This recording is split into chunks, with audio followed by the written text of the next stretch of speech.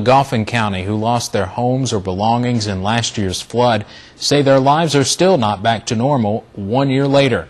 In our series looking back at the Mother's Day weekend flood, WYMT's Angela Sparkman visited that county today and now joins us from our Big Sandy newsroom with more. Angela?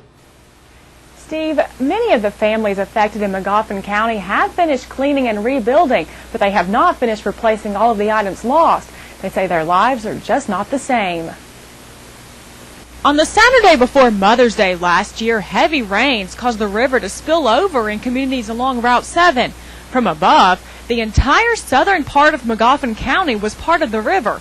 All was underwater. Here it was over chest high. I was out here in it. Sherry Watson says she will never forget that day. She and her family woke up to water surrounding their house and neighbors in the Meadow community.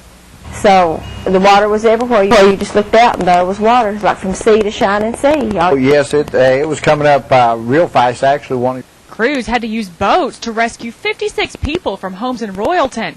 Others were not rescued but were trapped, like Leslie Arnett and several others.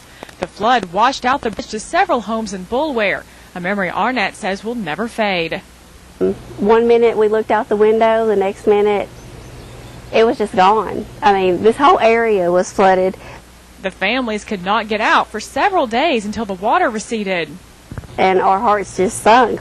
Emergency management officials say 52 Magoffin County homes were destroyed.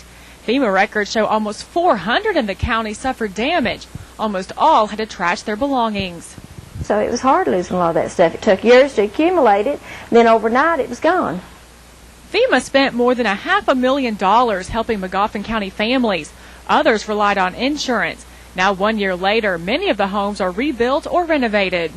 Well, we're not really back. I mean, it's been over a year, but we're here and that's it. And it took months to get back in the house. And a lot of the people never be back the same when you experience it, but as far as a way of life, they're pretty well close to where they was.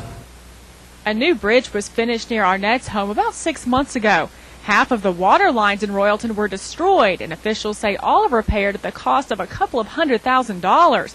Though the county looks like it is back to normal, those who flooded say there is no peace of mind, especially when it rains. people's going to have to leave because they can't stand worrying at night when a thunderstorm comes if it's going to be up in your house again the next morning when you get up. The community say they banded together to get through last year's flood and say they will always be there for each other. And those who flooded in Magoffin County last year say they want to see the nearby rivers and streams cleaned out to prevent any future flooding.